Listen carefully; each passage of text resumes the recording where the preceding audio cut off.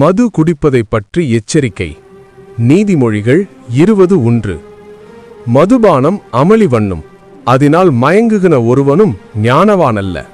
மது மனிதனை கேலியாக மாற்றுவான், சண்டை தவறு செய்ய வைக்கும், ஞானத்தை இழக்கச் செய்யும். குடித்தால் வரும் விளைவு. நீதிமொழிகள் 23:29 முதல் 35.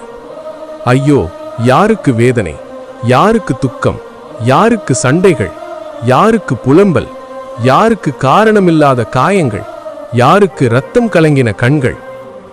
மதுபானம் பாத்திரத்தில் பளபளப்பாய் தோன்றும்போது நீ அதை பாராதே, அது மெதுவாய் இறங்கும். முடிவிலே அது பாம்பை போல் கடிக்கும், விஷம் போல் பாதிப்பு வரும்.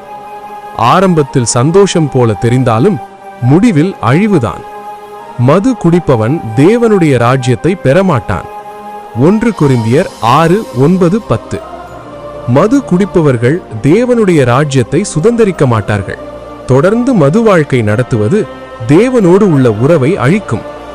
மது குடித்து மயங்குதல் பாவம், வாழ்க்கையை அழிக்கும். குடும்பம், ஆரோக்கியம், ஆவிக்குரிய வாழ்க்கை ஆள் பாதிப்பு. என் தேவன் விருப்பம் தெளிந்த மனம், பரிசுத்த வாழ்க்கை, சுதந்திரம், அடிக்ஷன் இல்லாத வாழ்க்கை. நீங்கள் கையில் மது பாட்டில் எடுத்து குடிக்க போது அது ஒரு பாவம் என்று நினைங்க. நீ பாவம் செய்தால் நீ சாக வேண்டும். ஆனா தேவன் உனக்காக கையில் ஆணி அடிக்கப்பட்டு பலியானார். என் தேவ பிள்ளைகளே, மனதிரும்புங்கள். மது பாவம். இந்த சுகத்துக்காக தேவனுடைய ராஜ்யத்தை சுதந்தரிக்க மாட்டார்கள்.